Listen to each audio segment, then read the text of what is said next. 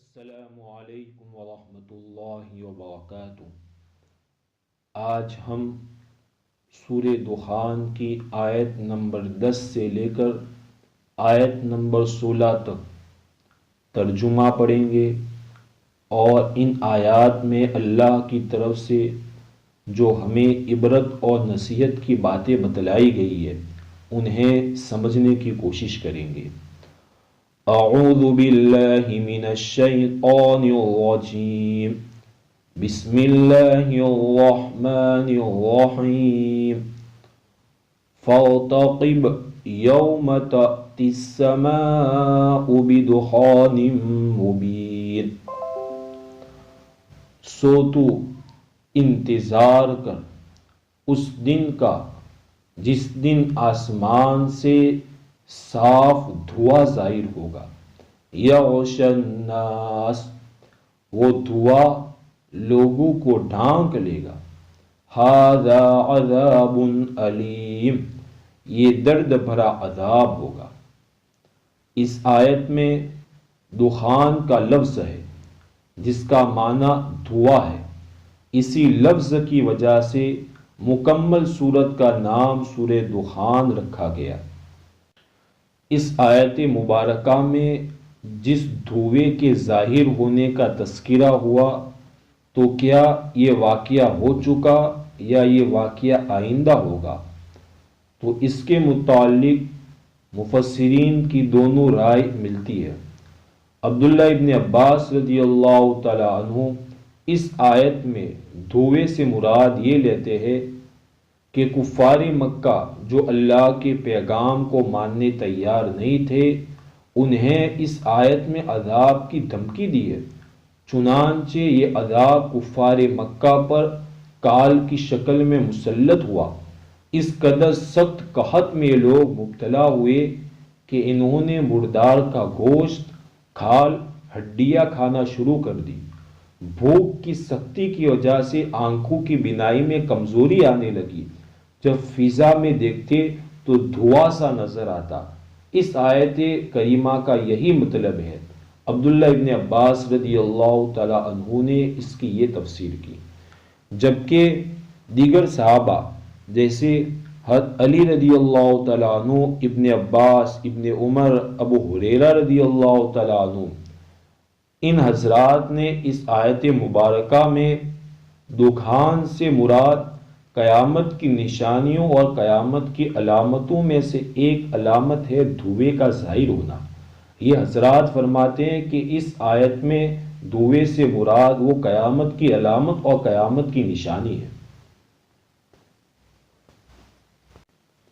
رَبَّنَا اكْشِفْ عَنَّا الْعَذَابَ إِنَّا مُؤْمِنُونَ، کہنے لگے اے ہمارے پروردگار، ہم سے اس عذاب کو دور کر دیجئے، ہم ضرور ایمان لے آئیں گے۔ أَنَّىٰ لَهُمُ الذِّكْرَىٰ وَقَدْ جَاءَهُمْ رَسُولٌ مُّبِينٌ، اس وقت انہیں نصیحت کیوں کر فائدہ مند ہوگی، حالانکہ ان کے پاس حقیقت کو کھول کر بیان کرنے والا رسول آ چکا۔ ثم تولوا عنه وقالوا معلم مجنون، پھر ان لوگوں نے اس رسول سے منہ پھیر لیا اور کہنے لگے یہ تو سکھایا ہوا ہے، دیوانہ ہے۔ انا کاشف العذاب قلیلا انکم عائدون، ہم یہ عذاب تھوڑی مدت تک ہٹا دیتے ہیں، تم پھر وہی کرو گے۔ یوم نبطش البطشۃ الکبریٰ، یاد کرو اس دن کو جس دن ہم بڑی سخت پکڑ پکڑیں گے۔ انا منتقمون، اس روز ہم پورا بدلہ لے لیں گے۔ ان آیات میں 7 باتیں ہمارے لیے عبرت اور نصیحت کی ہیں۔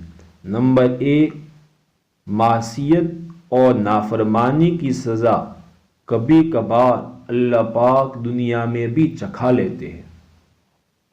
نمبر 2، کفار مکہ اچھے حالات میں تو اللہ کو چھوڑ کر اوروں کو پکارتے، اللہ کو بھول جاتے، لیکن جب ہر طرف سے مایوس ہو جاتے تو اللہ ہی کو پکارنے لگ جاتے۔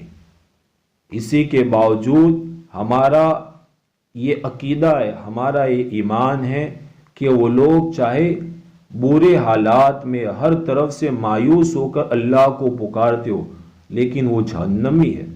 لیکن جب ہم اپنی حالت دیکھتے ہیں کہ آج کل کچھ مسلمان چاہے حالات اچھے ہو یا مصیبتیں ہو ہر وقت غیر اللہ کو پکارتے ہیں، پھر بھی پکے جنتی۔ تو عبرت حاصل کرنے کی ضرورت ہے کہ مکہ کے کفار جو برے حالات میں اللہ کو پکارتے تھے اس کے باوجود جہنمی ہے۔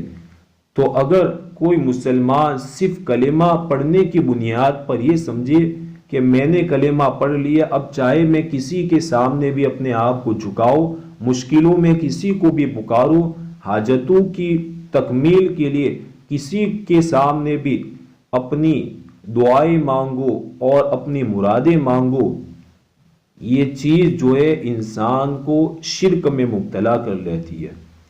نمبر 3، رسول کی صفت یہ ہوتی ہے کہ رسول مبین ہوتا ہے، حق بات کو کھول کھول کر بیان کرنے والا ہوتا ہے۔ اس صفت کو ہمیں اپنے اندر بھی پیدا کرنے کی ضرورت ہے۔ نمبر 4، مشرک یہ اپنے وعدے کو پورا نہیں کرتا۔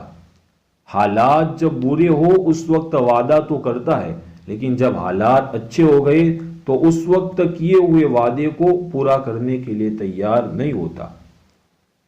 نمبر 5، کہ حق کی دعوت جب لے کر اٹھیں گے تو اس وقت لوگ گلے میں ہار نہیں ڈالیں گے، لوگ راستوں میں پھول نہیں بچھائیں گے بلکہ راستوں میں کانٹے بچھائے جائیں گے، طرح طرح کے الزامات اور القابات سے نوازا جائے گا، جیسے حضور کو کوئی معلم کہہ رہا ہے، کوئی مجنون کہہ رہا ہے۔ نمبر 6، نافرمانی کی وجہ سے اگر دنیا میں اللہ کی طرف سے پکڑ نہ بھی آوے تو انسان کو ہمیشہ اس دن کو اپنے سامنے رکھنا چاہیے جس دن اللہ پاک نافرمانی کی وجہ سے سخت پکڑ کریں گے۔